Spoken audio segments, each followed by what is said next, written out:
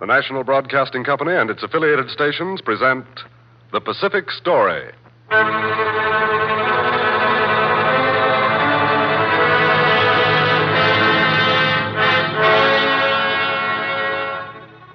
In the mounting fury of world conflict, events in the Pacific are taking on ever greater importance. Here is the story of the Pacific and the millions of people who live around this greatest sea.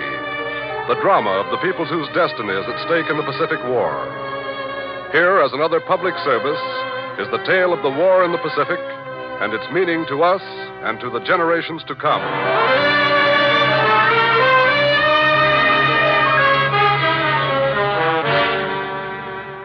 The enemy we face in the Pacific.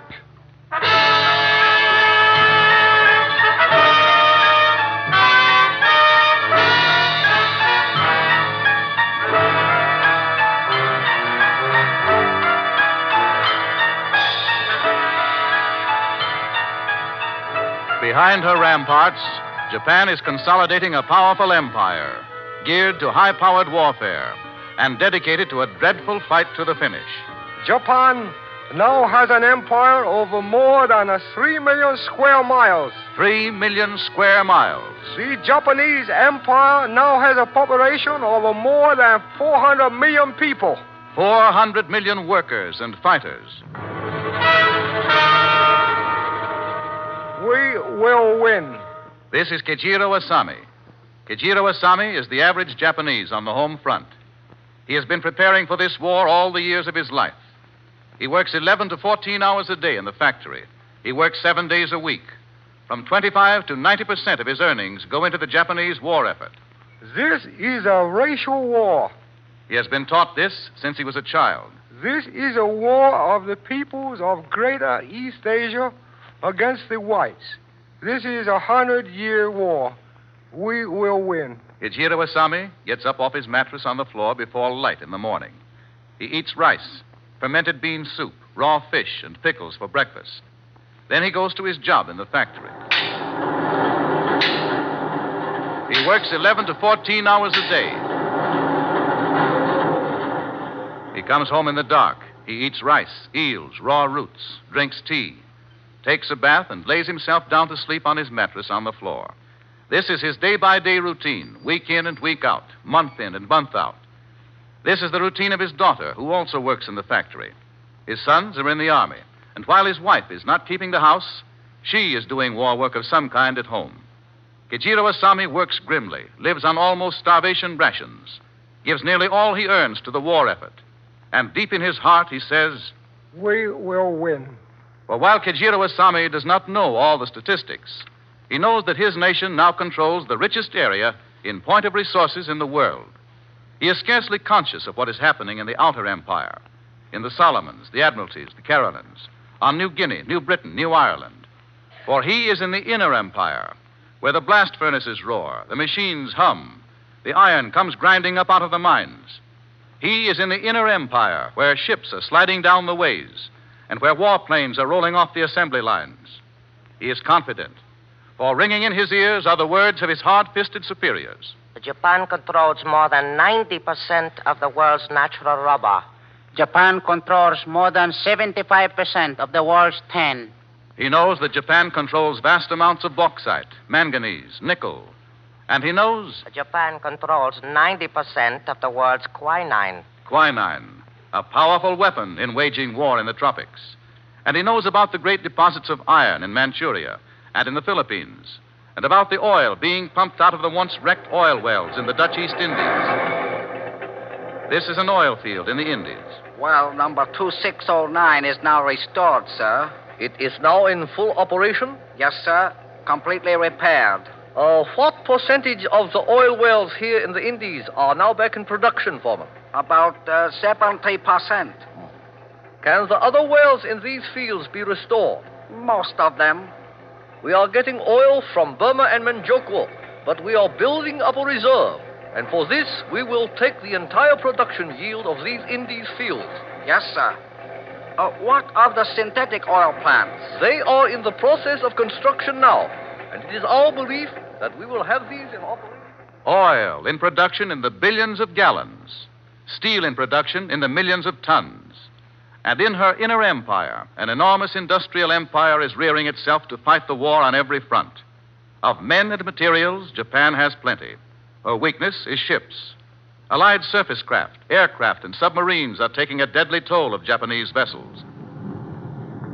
Torpedo 1, stand by. Torpedo 1, standing by. Fire 1. Fire 2.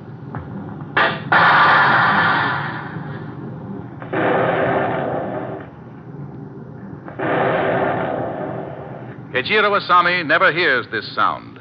In his ears, all his waking hours, is the hum of the machines of his factory. This sound is the deadly sound of destruction, striking where Japan can least afford it, her line of supply, her ships. While Japan strains to replace her ship losses, her enemies evaluate her situation. Well, this much we're pretty sure of. At the outbreak of the war, Japan had about 6 million tons of shipping, possibly 6,200,000 tons. Added to that is, of course, the tonnage she has captured since the outbreak. Yes, and the tonnage she normally builds each year, between 400 and 500,000 tons. Well, that would total up to about 7,500,000 tons. But we've sunk 2,500,000 tons of it. Mm-hmm. That leaves her with about 5 million tons. That's not enough. Well, how much do you figure she's short? Oh, at least 1 million tons. She needs over 6 million tons. And our sinkings have whittled her down to about 5 million tons. Yes, we're sinking about 1.5 million tons a year. Of course, Japan is using more and more small vessels, junks, fishing boats, and other small craft that can sneak along the coasts and from island to island. But that's not enough. If Japan is going to supply her bases, she needs ships, adequate ones. And if she's to develop the rich resources of her empire, she must have ships. By her very situation, she's got to have ships. As her situation is today, yes. But while we're fighting her on the fringes of her outer empire, she is consolidating her inner empire, building railroads. She may, in time, have a system of communications on the mainland of Asia that can keep on operating even if most of her shipping is destroyed.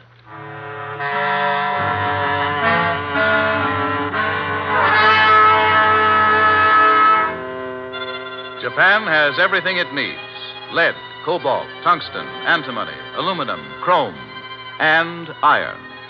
The great steel mills at Nagoya and Yawata and Osaka roar night and day, producing the substance to make the weapons to crush Japan's enemies. This Kejiro Asami sees.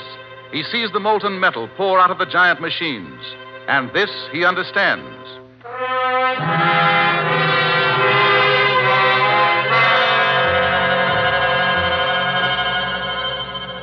There are 10 million workers like Kejiro Asami in Japan.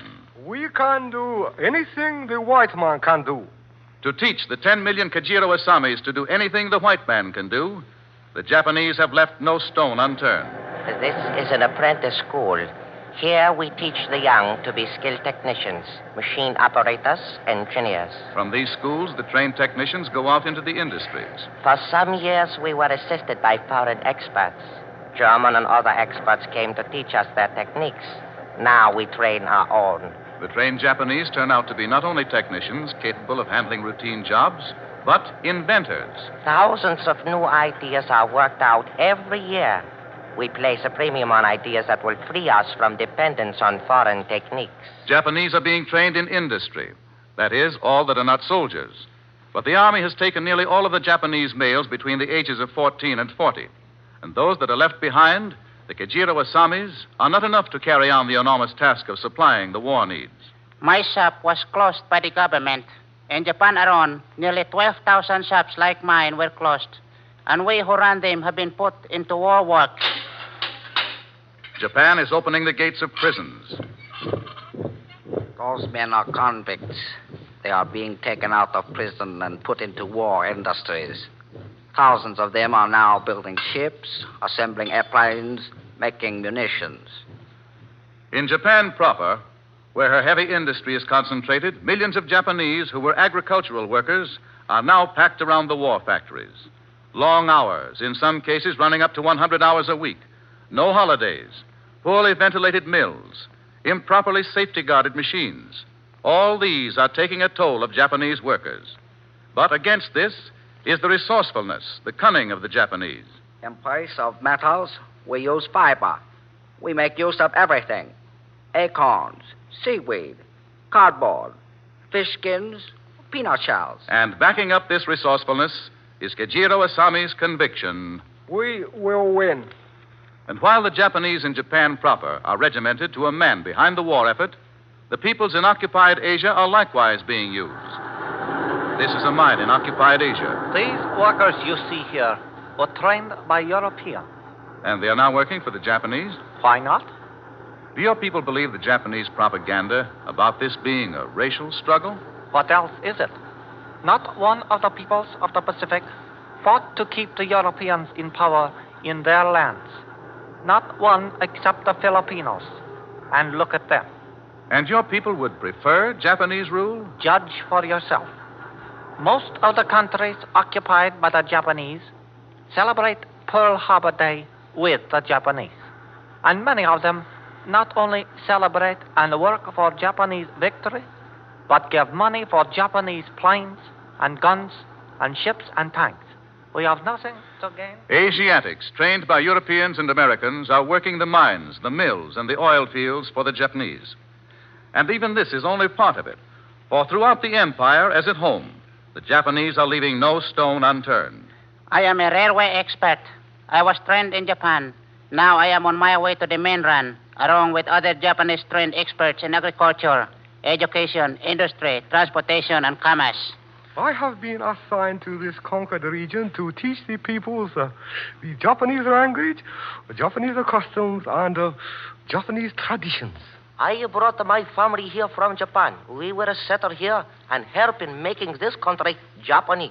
While millions of people of China, Burma, Thailand, French Indochina, Java, Sumatra work for the Japanese themselves have moved in to convert the conquered countries into units of the greater East Asia co-prosperity sphere. And all this has released valuable Japanese manpower to fight their enemy.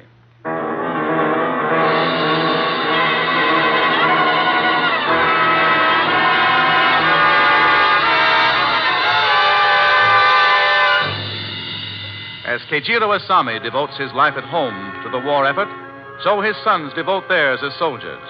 For the people and the army are all one. They stand together under their emperor and, right or wrong, support their war leaders. All the years of their lives, they are prepared for the sacrifices and the sufferings of this war. Now that it's here, they are ready for it and ready for all it means.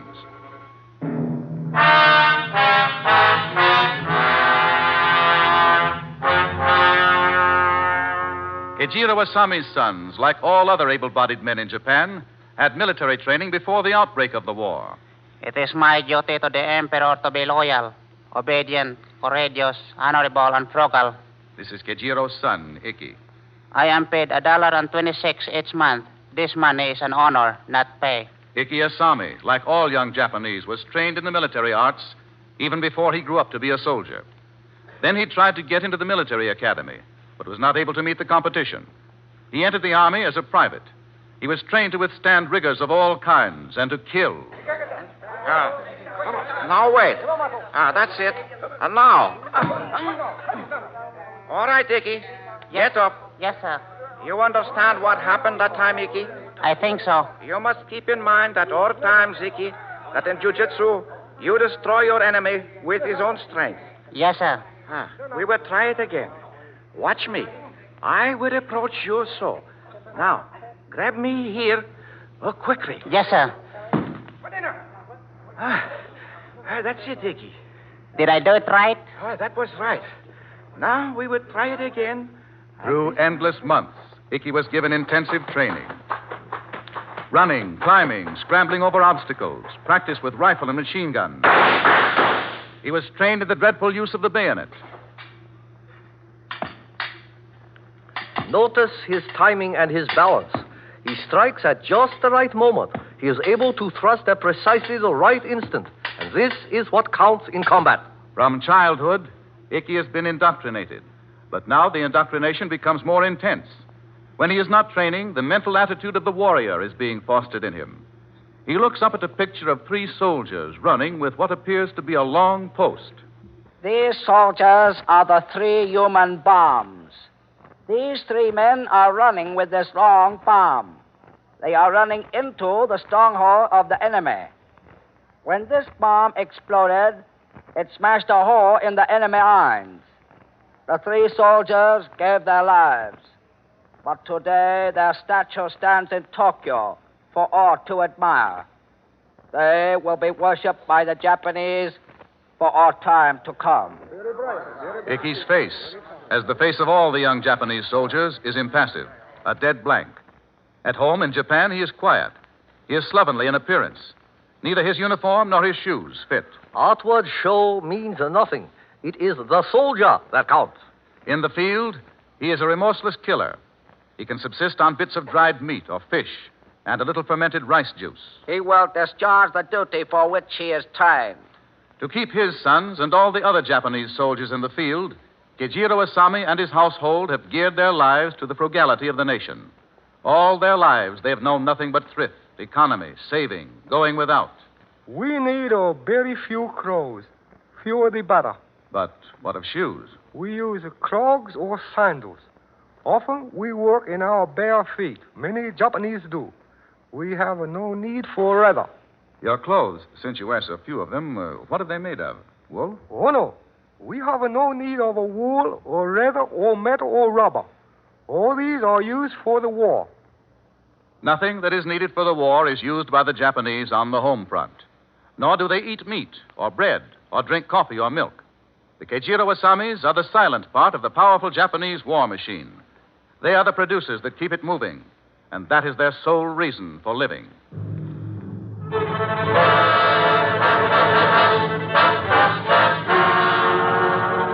Kejiro Asami believes in war. His family believes in war. They believe in the national cause and in the certainty of its success. The emperor is a god. He is the son of heaven. He is the leader of all the people on earth. Our race is the mother race of all the world. All the other people of the world must someday come under the rule of our emperor. Kejiro Asami's son, Ikki, believes in war. He accepts the hardships of war as routine.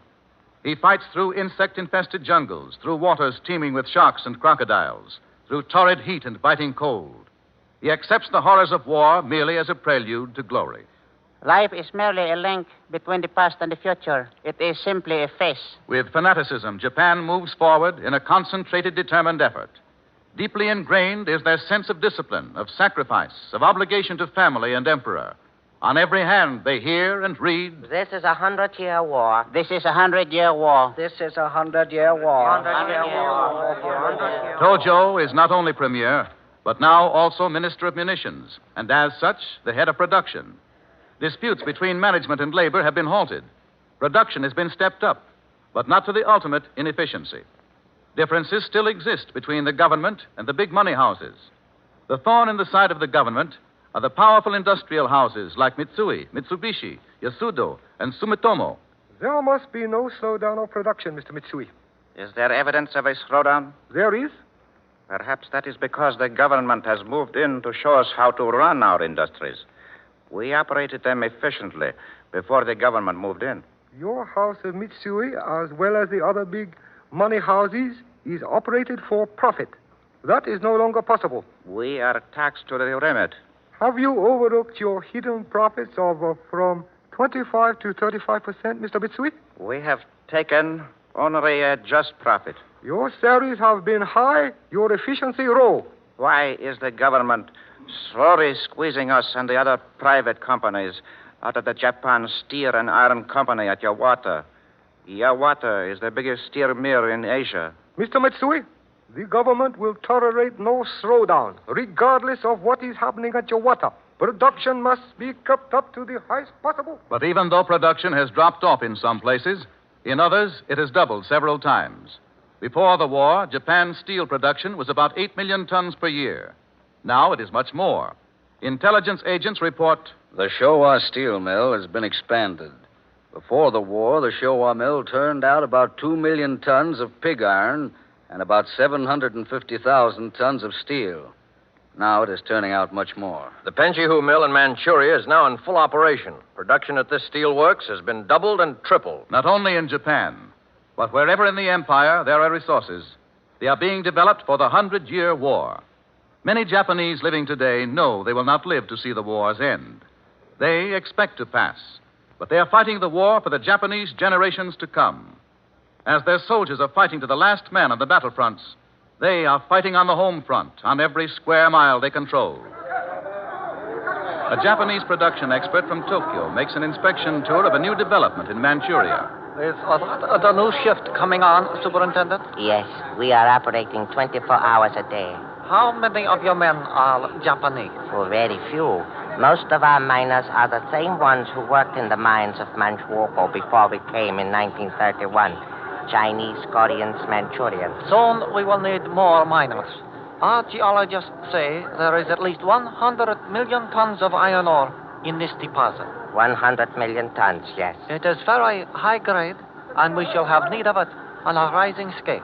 We have already made preparations to step up production as soon as the development warrants. To make sure that production is stepped up in mines and factories and refineries, the government is moving in on every sector of the home front.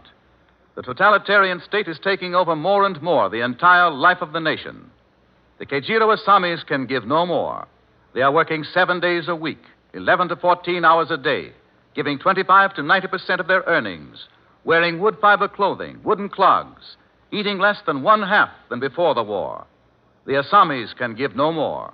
If more is to be given, it must be given by the Mitsuis, the Mitsubishis, the Sumitomos, and these the government is closing in on.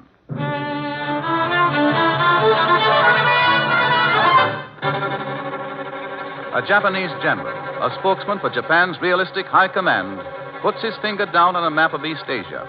His finger traces down the coast of China, down to the southeast corner of Asia.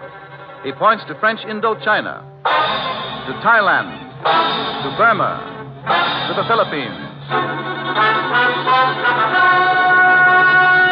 These countries must be self-sufficient. We are now in the process of organizing them as self-sufficient spheres. They have the resources.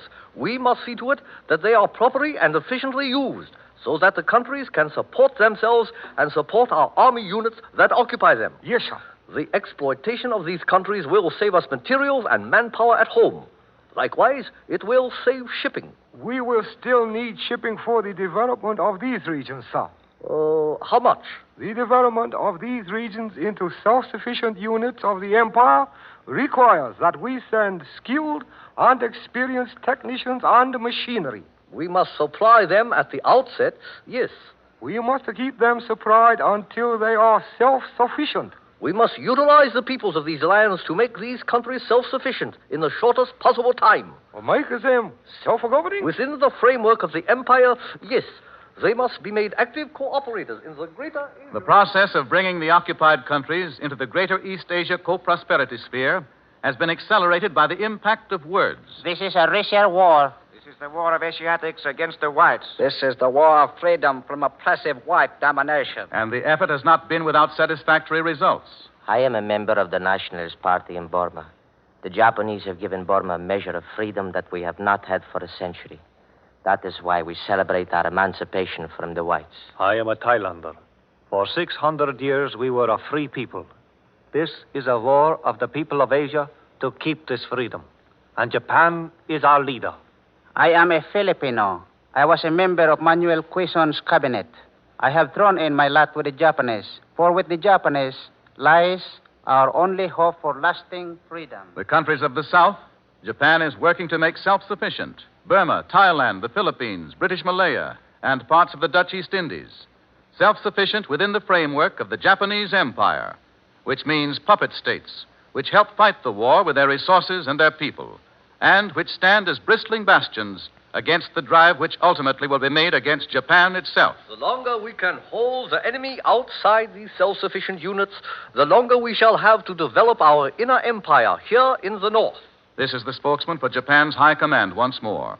His finger now points to the inner fortress of the Japanese Empire. Here we must develop our industrial strength. On the map, he points to Korea, Manchuria, North China, Formosa, and Japan proper. We will use Manchukuo and Korea for supply depots. Here we will build up stockpiles of material.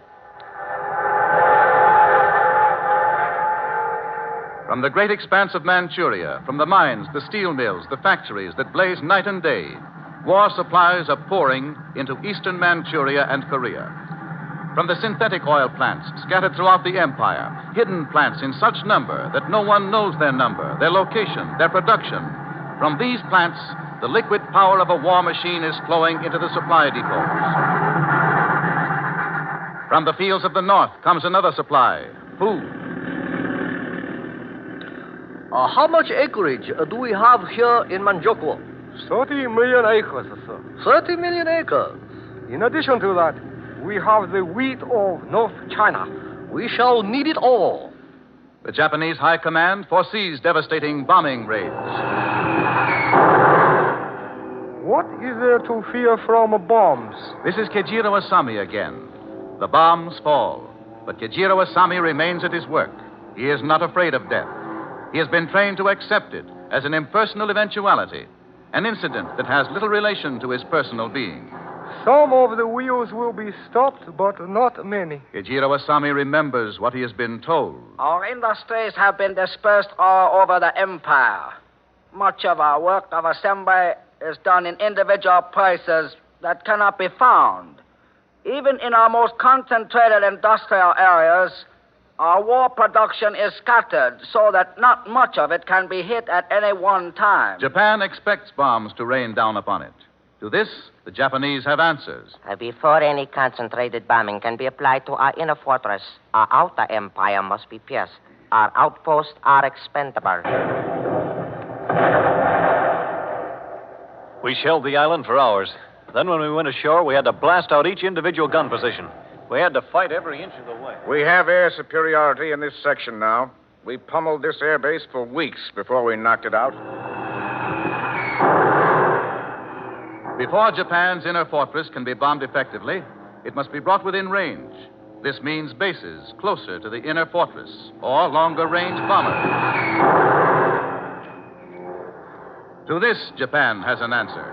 When enemy bombers fly over our cities, they will meet more resistance than they have ever met before. Also, they will find that, contrary to what they think, our buildings will not be easily blasted down, nor will our homes and industries be destroyed by widespread fire. As the expendable outposts of the Japanese empire become untenable, the Japanese will fall back to the inner empire, Formosa, Manchuria, North China, Korea, and Japan proper. By this time, we will have our inner empire developed and consolidated. We shall need nothing. We shall be self-sufficient in material and manpower. We shall then no longer be dependent on shipping. Our lines of communication will be shorter. We shall have less area to defend. And within this fortress of Asia, we shall fight, if need be, for 100 years. Within this fortress, Kejiro Asami goes endlessly about the routine of his day-by-day life. As his sons fight to the end on the battlefield, he will work to the end in the face of bombing and invasion. Come what may, deep within him is the conviction. We will win.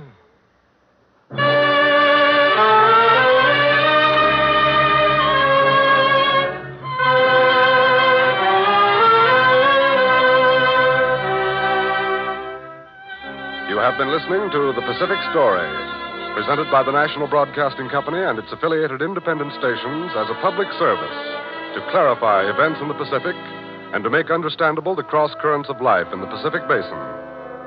For a reprint of this Pacific Story program, send 10 cents in stamps or coin to University of California Press, Berkeley, California. We repeat, send 10 cents in stamps or coin to University of California Press, Berkeley, California.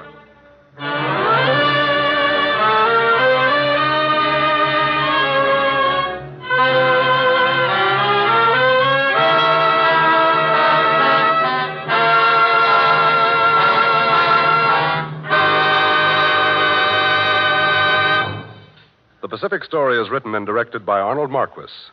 The original musical score was composed and conducted by Thomas Peluso. Your narrator, Gayne Whitman. This program came to you from Hollywood.